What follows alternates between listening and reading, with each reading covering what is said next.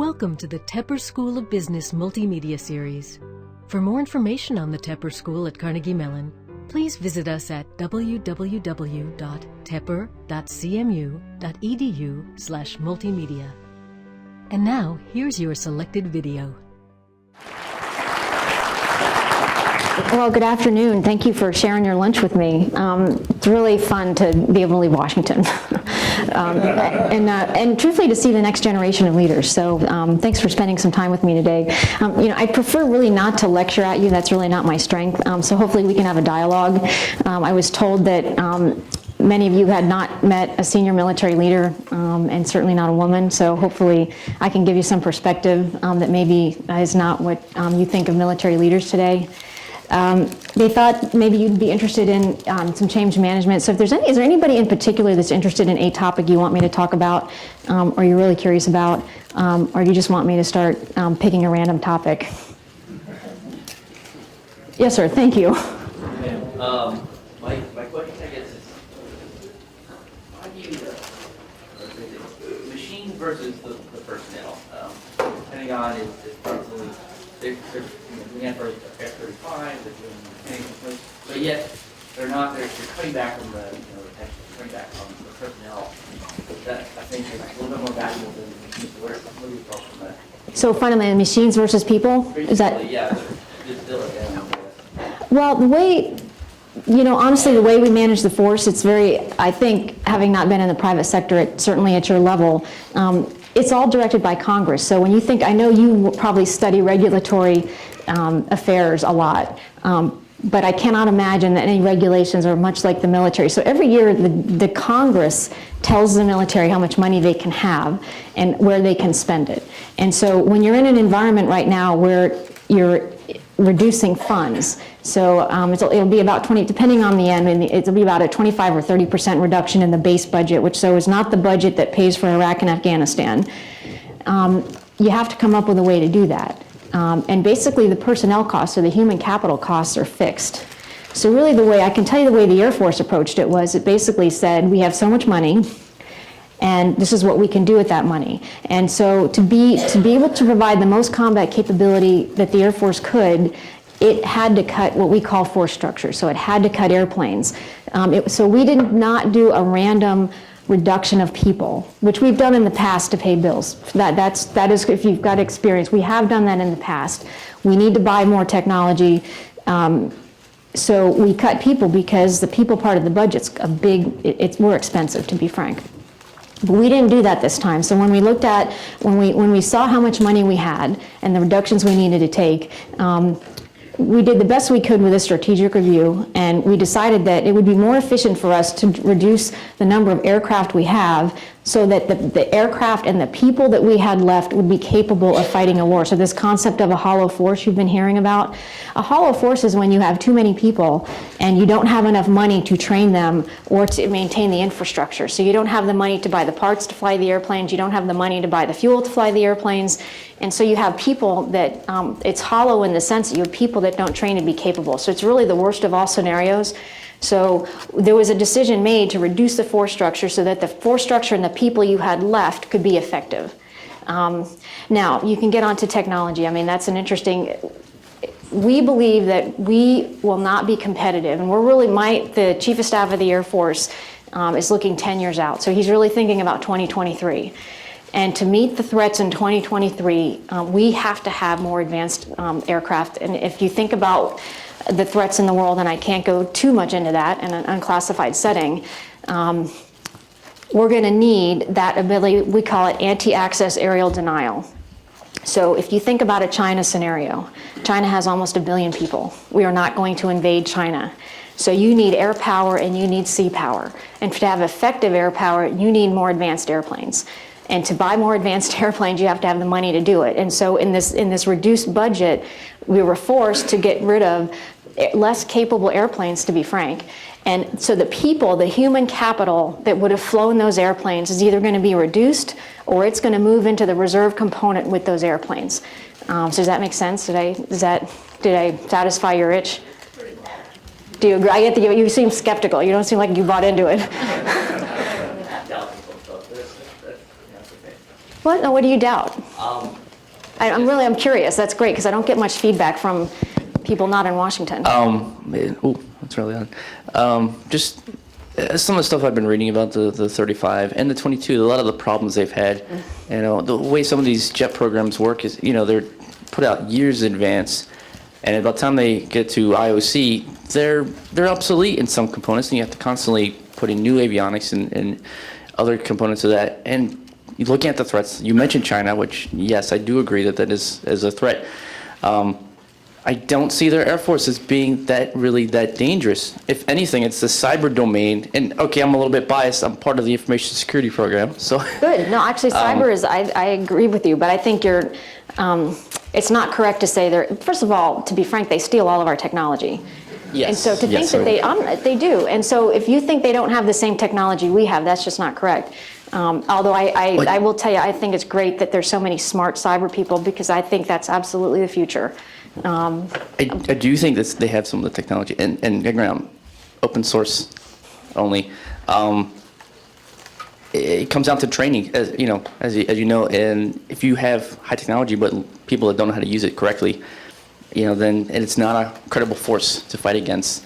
So I guess my point is that I can't, and I'm not an acquisition whiz, but I get you're right. We're not very good at buying planes. I can't really argue that. And in fact, Secretary Gates was famous for saying that pretty soon we're going to have one airplane and it's going to cost like $500 billion, and he wasn't kidding. So you're right that we need to get better at acquiring aircraft. I can't argue that. But I think you're underestimating China if you think they're not a foe. But that's a reasonable philosophical discussion. Only in some aspects. I don't completely underestimate them. Yeah. Yes, ma'am. Hi, my name's Sophie Eustace. I'm a second-year MBA. Thank you very much for coming today. I'd love to get into some of the specifics later on, but also I'd love to hear a little bit about you and your career progression. Especially, I know it was a while ago that probably you made the decision to have this be your career, but I'd love to hear about how you made that decision, and then what you expect in the future for the next 5-10 years of your career. So, I never actually made this overt decision to have a career in the Air Force, and I know that may sound crazy, but that's really true. So I wanted to go to a really expensive college, and my dad's a World War II veteran. I'm sort of a military brat, but not really. I was born at the Air Force Academy, and we moved to Virginia. So I grew up in one house, and my parents are still in the house I grew up in. So from that respect, I'm not really like normal, typical military kids. But anyway, I was looking for a scholarship, so I applied to all service scholarships, and I got them. And I wanted to go in the Air Force, and so and Carnegie Mellon had an Air Force ROTC program. So I thought, great, in high school, I thought I can handle this. I can do 4 years. I can get my college paid for. I can do 4 years in the Air Force. I'll get my MBA as soon as I can, and I'll be a corporate mogul. I mean, that was, no kidding, my plan in high school. And it was really my plan as soon as I came in the Air Force. And I love to travel. So I grew up on the East Coast, and I wanted to go see the West Coast. So I asked to go out to LA, and I got to Las Vegas, which was a really great first 2 years in the Air Force. And but I wasn't going to get an MBA from the UNLV. So fortunately, they moved me to Virginia, Southern Virginia, where not far from William and Mary, which had a pretty reasonable MBA program. And so I got my MBA as soon as I could. It took me 3 years. I'll tell you, it's tough when that is the hardest education I've had working full time, going to school, every semester, including the summer, for 3 years. So when that was up, I was at about the 5-year point. And I thought, well, and then the Air Force, basically, I had this great boss. So at this critical point in my young career, I had this great boss. I really enjoyed the personnel analysis work. So I really started out in ops research. And at Nellis, I was doing some mathematical calculations on how much we use the airspace, because the FAA was always trying to take it. And I did some weapons analysis too on the effectiveness of some of the bombs we were using. And actually that didn't really appeal to me, to be frank. But I really liked the I loved the personnel analysis. And if you think about a force as big as we have, we use a lot of mathematical modeling to manage the force. And I really enjoyed that. And I had a boss that said, hey, I think you ought to move into human resources because you can do a lot more. And he said, hey, I've got this. I was really trying to get to Panama because I wanted to see the world. And it didn't work out, but I ended up going to Florida. And he said, hey, I think you ought to try it. I'm like, okay. So it was for me, it was a series of decisions that were very short term. And so I went to Florida, and at that I got the opportunity. So I was in the Air Force about 5 years. I had about 70 people working for me, and my job was to provide sort of cut the human resource at the touch point, at the point at which it's delivered, which is dramatically different than you see it today. I mean, we actually had humans helping humans, so it was a very different system. And we had a big role in deploying forces at the local level. It was great. I mean, I loved what I did. I loved having that leadership challenge. And then the same boss, the same mentor, brought me to the Pentagon.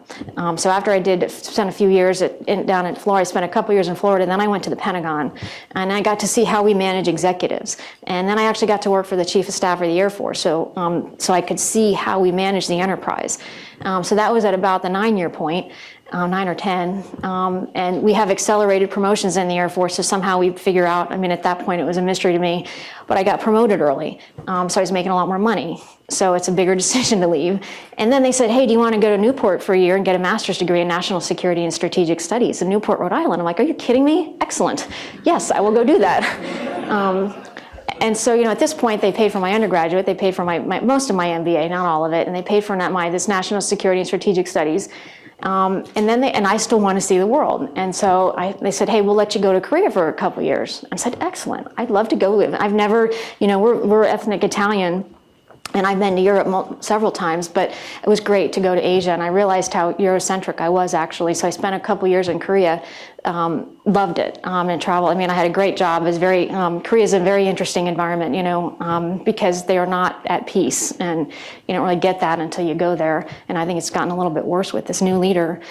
Then I got back to the Pentagon again, and I was at the Pentagon on 9/11. And so I'd been in the Air Force at that point about 16 years. So most because we have a cliff retirement system, you know, usually people make the decision at the 10-year point. So I was sort of pretty committed, but at 9/11, it sort of really changed my perspective, and I understood, probably in a way that I just didn't, that there really are people that want to wipe out our way of living. And I was really thankful at that time that I was going to be able to do something to protect and defend the nation. So that's kind of a long turning point. But you know, I mean, at 20 you can retire. So after I was I left the Pentagon, that tour, and they said, hey, do you want to go to Harvard? So I spent a year at Harvard studying strategy. So I've just had these opportunities, and it's been a series of incremental, I'd say, jobs, but I never really considered this path. I mean, it wasn't like I've ever aspired to be a general officer.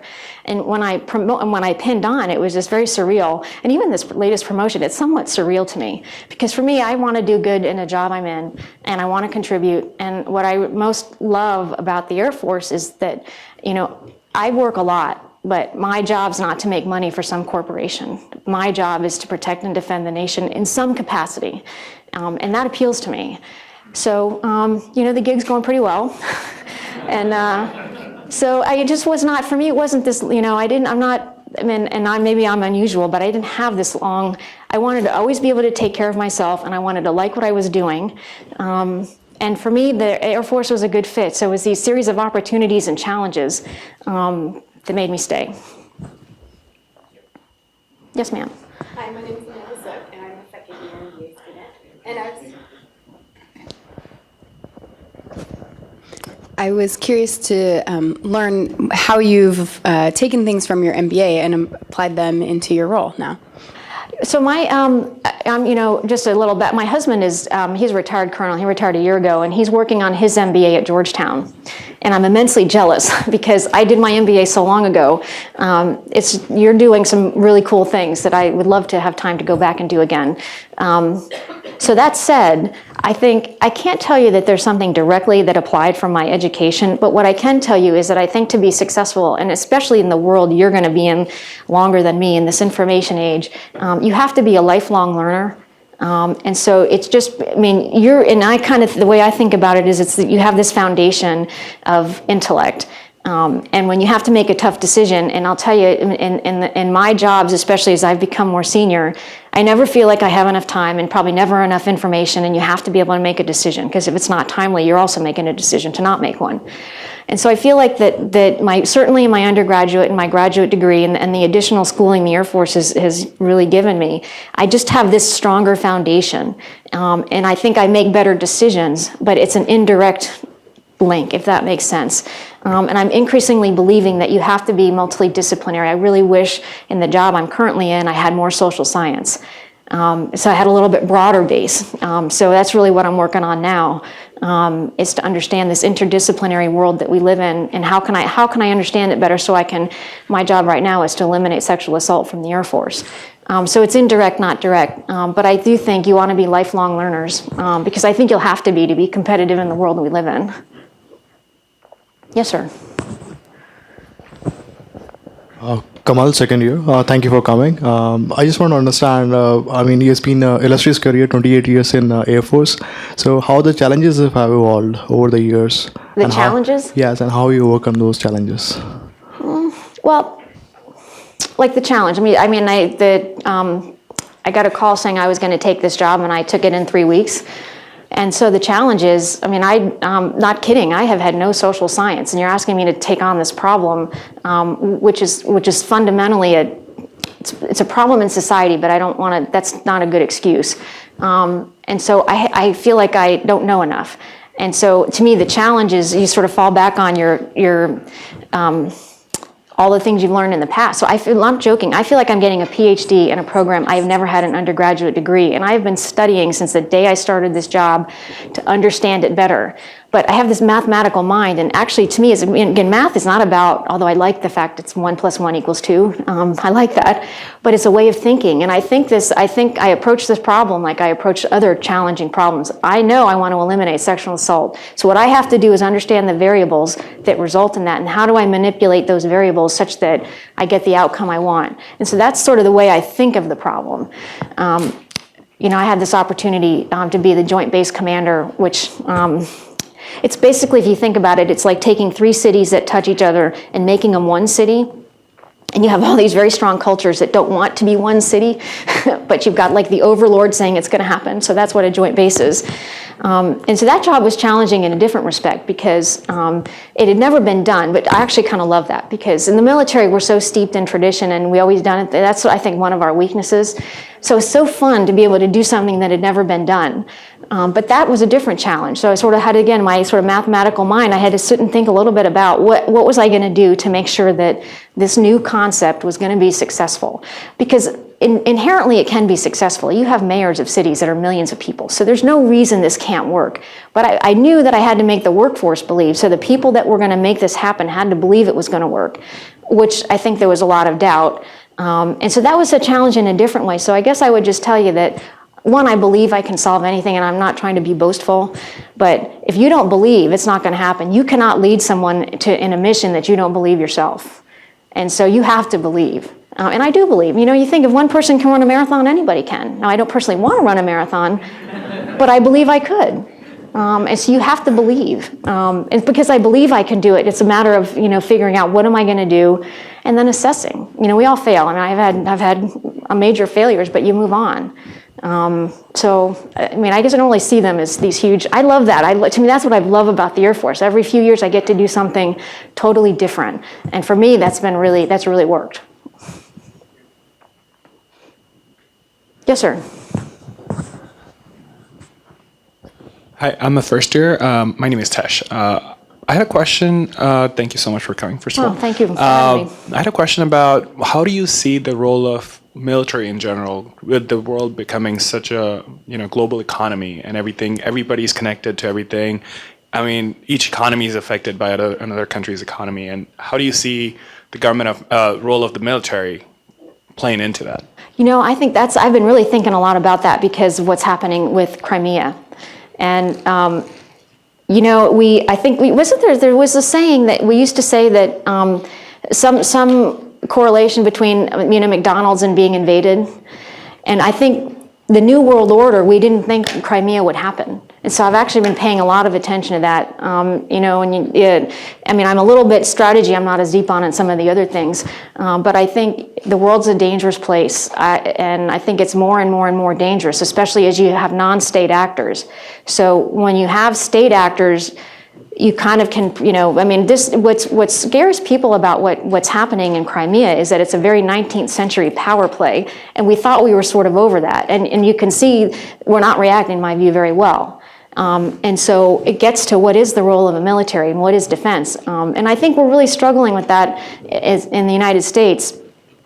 I think we're trying to, I can tell you my perspective from the military is we're really trying to use these, you know, 20th century policies and practices for a 21st century world, and we really have to modernize. And we're at the cusp, I think, with this budget of forcing ourselves to see what are we going to be in the future. And it's very clear to me that whatever cyber ops is going to be, and these non-kinetic effects, I do think are the future. But my experience, I'm almost 50, tells me that the world's getting more dangerous, not less dangerous. So there is a role for defense, but the military's going to have to adapt and evolve, and I think we are. I think we are. We may be behind because I don't study cyber ops, but I do know that we've been struggling with what is it and what kind of what kind of people do we need to fight that, and who should they be? Should they even be in uniform? And if you look in government, it's a big debate right now. But yeah, I do think, I don't think we're magically going to be more safe. The question is what should the military look like, and how can it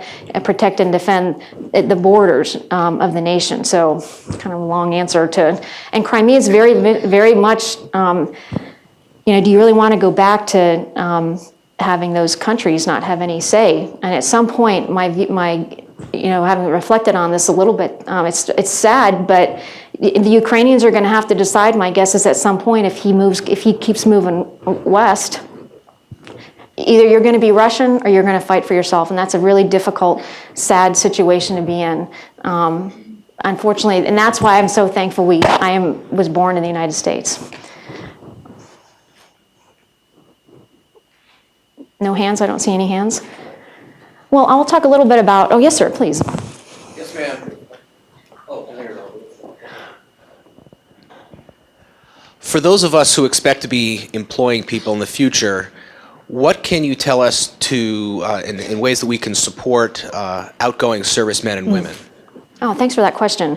Well, I will tell you right now, we have the most capable force we have ever had. And it's when you look at the testing that people do to come into the military, but whether an officer or enlisted, we have the highest scores we have ever had, and they are by far in the 80+ percentile. So you're getting a person, whether it's an officer or an enlisted, and this is not just true for the Air Force. I mean, the Air Force were a little bit higher, but it's true for all the services, and probably some of it's patriotism, and some of it's absolutely the economy and opportunities. But so you're going to get someone that's incredibly talented, number one, who has had life experiences that I would argue are probably different than someone that hasn't had that experience. They'll certainly be responsible and dedicated, and they'll come to work on time. And they will come with a set of values that will be, I think, tremendously beneficial to whatever organization they go to. And they're very, you know, we were talking at lunch today, or at our round table, if you tell a military person to take the hill, they will take the hill. And it doesn't matter, you know, an airman thinks about it differently, but we are very goal-oriented. So if you tell them to do something, they're going to get you there. So I think it's a great time to, I think it's the right thing to do, to be frank. These, you know, less than 1% of the U.S. population serves, but they protect and defend all of us, and they do make huge sacrifices. And so I think it'd be great if companies would make it easy for, especially the younger team, the younger enlisted team coming out, to hire them, because they're tremendously talented people. I just don't think you can go wrong hiring a former military person, you know, whether it's been 4 years or 20, or like my husband. So if you're hiring, let me know. He's found it tough to transition. He's trying to get 50. He's trying to get out of the defense sector. So he's been a pilot, done a lot of cool things. He's left tours in Afghanistan, but he's finding it very challenging. So we're hoping the MBA from Georgetown can help him, much like some younger folks, change what he's doing. So what do you think the most important skill to be a good leader is? There's a lot of important skills. What do you think is the most? I think I'm sorry? Understanding people. Understanding people? And how do you understand people? Yes, you are the first person that's ever answered that right. I'm serious. Listening. I think, listening is one of the most undervalued skills we have, and I think it is absolutely one of the most important to be an effective leader. First of all, you have to listen to your boss, and I find in my job, even in my job, I don't get what I ask for because they're not listening. And so I try to make sure, say, tell me what you heard. So you have to know what your boss wants you to do, but I will tell you, if you create space for your team to talk to you, you will never fail. And if you create an environment where people aren't willing to tell you that you're failing, you will. So I agree, absolutely. I think listening is a key skill, and I think it's one that we are very weak at. As a nation, I don't know if it's because we constantly multitask, because to listen, you've got to be present. You've got to be present in the moment. So yeah, I thank you. That's great. I saw another hand. What was that? What's number 2?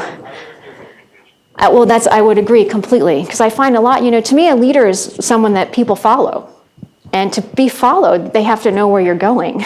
And it's certainly true in my job. And to be able to know where you're going, you have to be able to communicate it.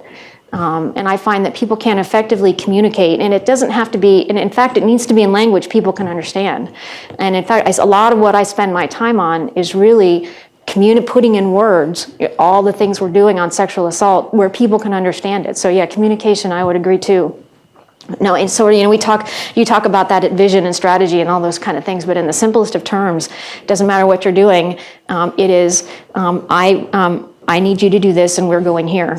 And it happens at all levels. I think it's neat in organizations now. Even though you may perceive the military as being very hierarchical, leadership happens at all levels. And we train people at the lowest levels to take charge because especially air power, it's very diffuse. And so you want that in your organizations as well, but you want them to go in the direction that you're going.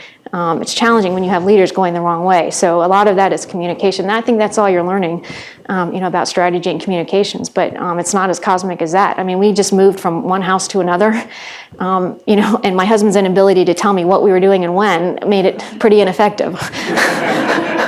And that's just, that's all. I mean, leadership is not to me any more cosmic than that. And even bad leaders or leaders you don't like, you will follow Hitler. People followed him. Why is a very complex psychological question. But he certainly, and then I think Putin is somewhat the same way. I mean, he's creating a vision for Russia that they want to be in at all cost. So that's an interesting dilemma. Yes, sir. Luxury. I have a question. Leaders at the top generally don't have luxury to discuss their mind with anybody else. So how do you take decisions? And how do you know that you're right or you're wrong? Well, you do. I think you. Sometimes you have to wait for the outcome, especially in complex decisions. And I think even very skilled leaders don't always get it right. So it sort of gets to me that foundation. I think, again, as I've gotten more senior, I have less time to make bigger decisions with less information. And that's, to me, where that intangible foundation of knowledge, and the broader it is, the better off you are, and the deeper it is. I think the better able you are to make decisions. And to the extent you can bring your team into the decision, but sometimes the toughest decisions you got to make on your own because it's just, they're tough and they're the right thing to do. And then you assess. In fact, one of the things I think we're not doing enough for our sexual assault challenge is assessment. We've done a lot of things, but are they working and are they not working? And have the courage to say, it's not working. And hopefully in your world, in the private sector, you don't fail before it. But yeah, I think, even what is our best decision? That's an interesting question too. To me, you want to make the decision as timely as you can. I find that I have a lot of people that get so wrapped up in getting all of the data, and that's the disadvantage of being too analytical. You wait too long, and then you've made a decision because you haven't. So they hesitate to make a decision with less information. So you've got to get practice getting comfortable with making as best a decision you can with the information you have at the time you have it. Yeah, so it's an art. And people, you will learn more from your failures than your successes. And we all fail. I mean, to me, the character of what you do after. I mean, do you pick yourself back up and keep moving forward? Because everybody fails in life. Yes, sir. You mentioned you're in charge of the SARC program. So where do your thoughts lie on taking it out of the chain of command or keeping it in? And how's that, how do you model something when you're comparing the benefits, pros and cons of that kind of thing? Oh, how do I? Because you're very quantitative focused. I wondered how you thought about it that way. Let me take the first one, the first question you asked. It would be, in my view, a disaster to take it out of the chain of command, because the reason we have this problem is because we haven't created the right environment, and it's commanders that create that environment. So commanders have to, if you take it out of the chain of command, commanders will no longer be accountable for this terrible crime. And in fact, all of the research that if you look at the people that are for that point to these allies of ours that have actually taken out, so they've done that. So their leaders, their military commanders do not have authority, the good order and discipline for this crime. But when you look at the reason why Israel's a good example, Israel did that because they were trying to, it had something to do with human rights violations and having their military be subjected to prosecutions for military rights violations, for human rights violations that had nothing to do with combating sexual assault. And if you go to those countries, they will tell you it is not working. So it depends on what you really want to accomplish, but they've sort of co-opted this message that they're the only ones looking out after victims, and that the only way to take care of a victim is to remove the chain of command from the process of solving it. And the other thing they sell that's just totally not correct is that the only person that a victim can report to is their commander, which is just patently false. But a lot of these reforms have come in the last 5 years. And so when you see a lot of those, and it's terrible, if the stories of these victims that are, especially the farther back you go, it is awful and it is heartbreaking. And I do believe they were neglected by their chain of command in a system that did not acknowledge this problem. We've acknowledged the problem now. You'll find that I can tell you about the data in the Air Force. I can't speak to the other services, but in the Air Force, we have 93 cases where a commander took a case to trial that their JAG recommended not to.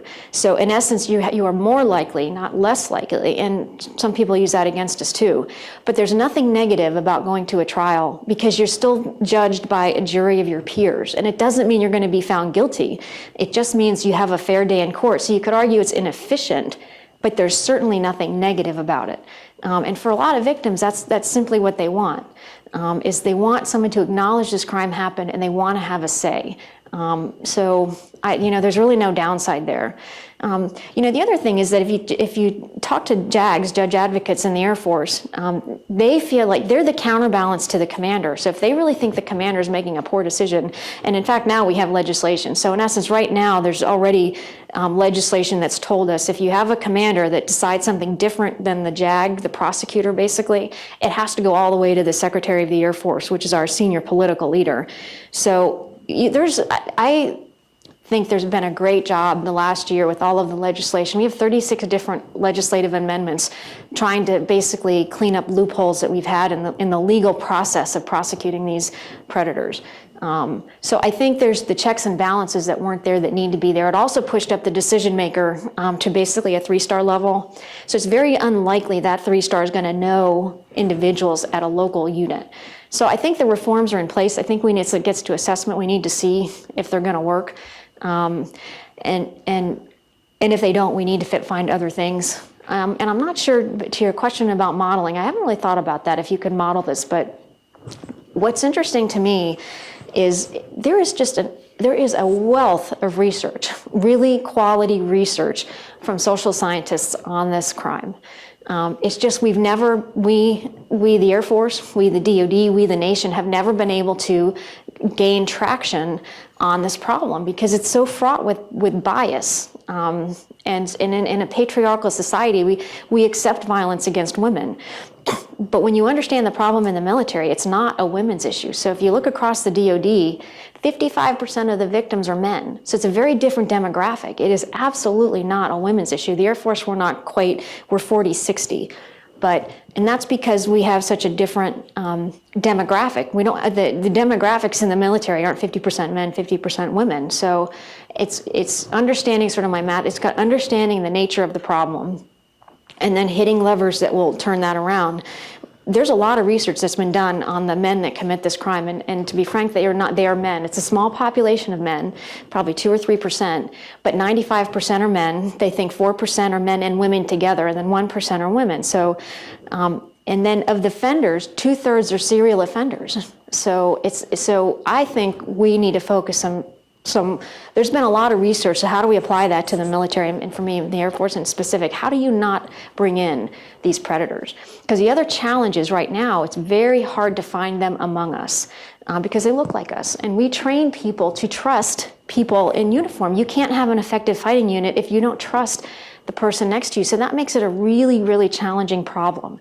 But we're trying to educate the force. First of all, this behavior is not behavior that we want.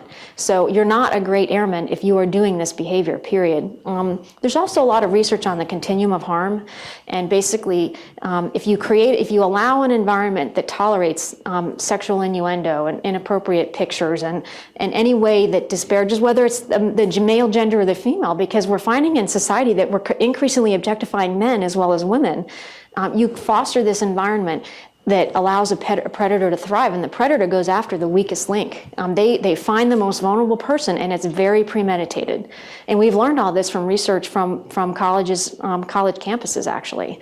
So I think that's sort of our approach. But changing people's inherent biases is the real challenge for me, because just because I tell you this doesn't mean you're going to believe it. And in fact, there's even some research that when you talk about the continuum of harm, because people don't believe that you will never, just because I tell a sexual joke, it's not going to lead to a sexual assault, they inherently don't believe it. So they just shut it off, and you're worse off. So you're even worse off than training them. You were better off not training them. So there's a lot of science that I think we can apply to this that I just need to understand better. And I have to think about that. I'm not sure how we'd model it. But I know we track what we call prevalence, which is basically asking people, have you experienced this behavior? And we need to see that go down, and we want to see reporting go up. So in the Air Force in 2012, we had 3,200 airmen tell us they experienced some form of unwanted sexual contact. So we, at a minimum, would want 3,200 airmen to tell us, so that we can, even if they don't want to prosecute, we have this thing called restricted reporting, which is basically totally confidential, which is fine with me. At least they can get the help they need to become whole, because it's just a devastating crime. So that's sort of the way we see, we need prevalence to come down, we need reporting to go up, but for prevalence to go down, you really have to get the criminal. It's not about what you're wearing or how much you're drinking or where you are or where you've been. It's really not. It's about the individual that commits the crime, and how do you prevent that? So it's a tremendously challenging, and you see that in all of the everything you see in the news, you see a lot of the biases, and even juries. Even if you get to go to trial, you bring in a biased jury, because it's this Western culture, it's this patriarchal culture. And I'll just close on one final thing that was eye-opening to me. So 40% of the victims in the Air Force are men. You would think that this is homosexual conduct, but it's not. These are heterosexual men assaulting men because of this power hierarchy. And the research shows that when this happens, they feminize, they use basically language that refers to a woman, and it's all about this sort of male hierarchy, patriarchal structure that we have as a society that just manifests itself in these very negative ways. So it's an incredibly challenging problem, but it's a leadership issue. I absolutely believe that. It's not the SARC that's going to fix anything. It's leaders understanding who commits the crime, what the nature of the crime is, how that crime is able to be prosecuted, and having an environment that a victim is willing to tell the institution, because it's very challenging. So that's why if you take the leader out, it will only get worse, not better. Yes, sir.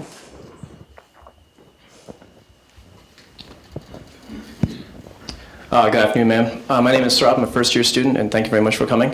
You talk about changing the culture. How would you go about changing that military culture, which might inadvertently foster that kind of behavior? And have you been met with resistance in options of different ideas of trying to change that culture?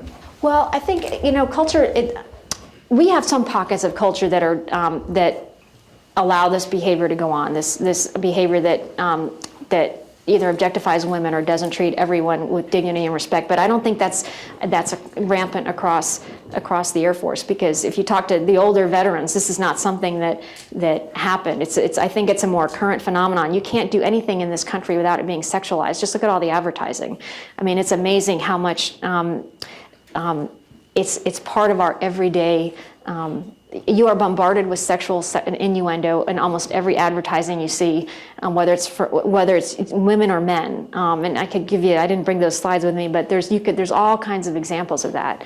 So what we have to do is say, this is the behavior we expect.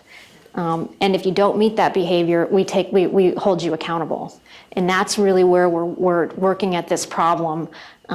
It's every airman's responsibility, not just one, but the challenge is this bystander intervention. I may see something that I know is wrong, but do I intervene? And do I have the tools to intervene? And we've been trying to give airmen these tools, but we're finding that's incredibly difficult. I mean, we just had that, 90 students on a nuclear test. They knew it was wrong, and they didn't intervene. And it's the same problem. What is it about, and I don't know if that's a generational thing, but this challenge of more loyalty to your peers and to the institution.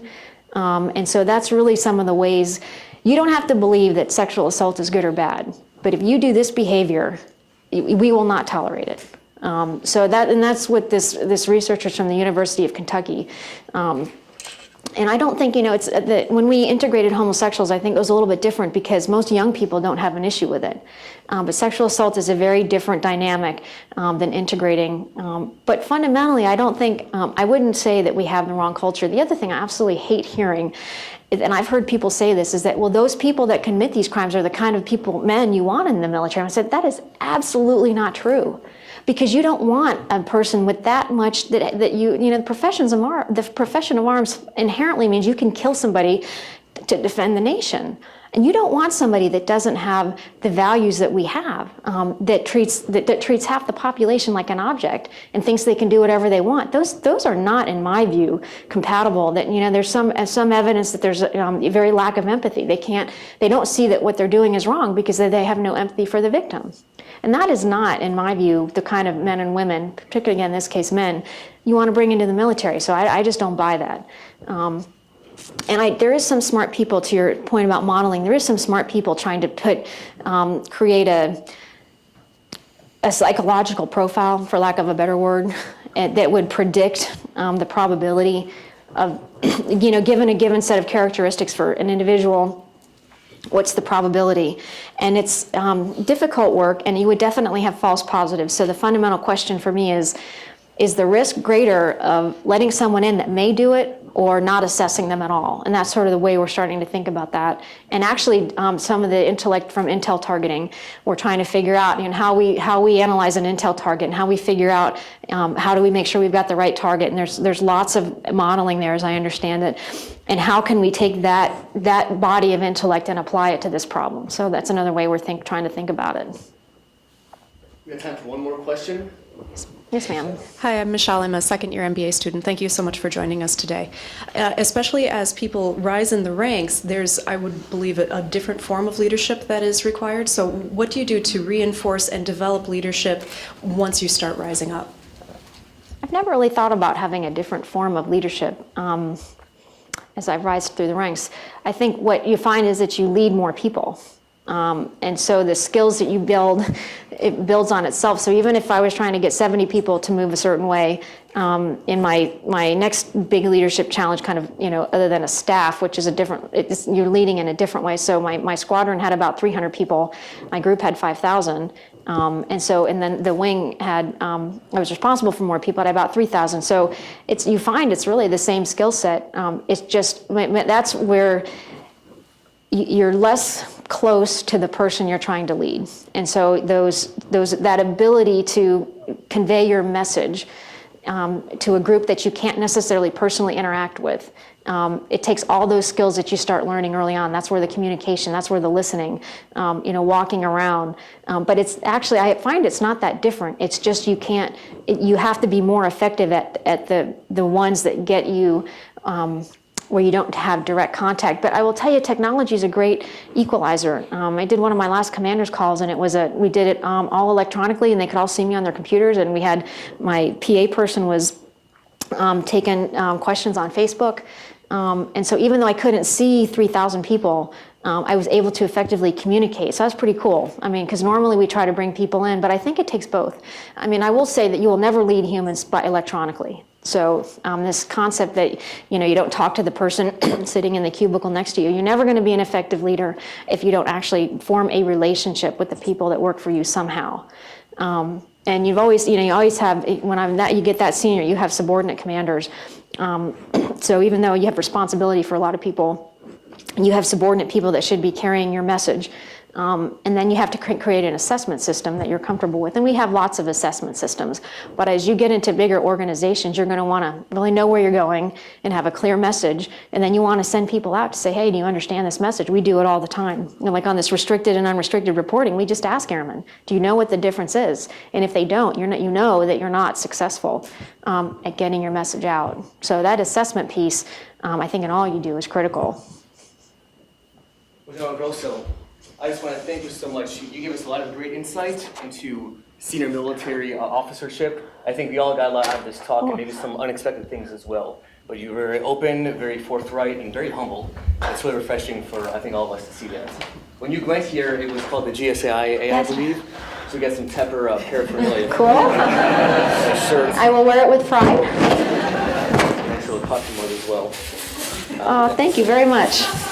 You're most welcome. So Dr. Colonel Grosso and General Grosso, thank you once again. Let's give her a hand. Thank you very much. I enjoyed it.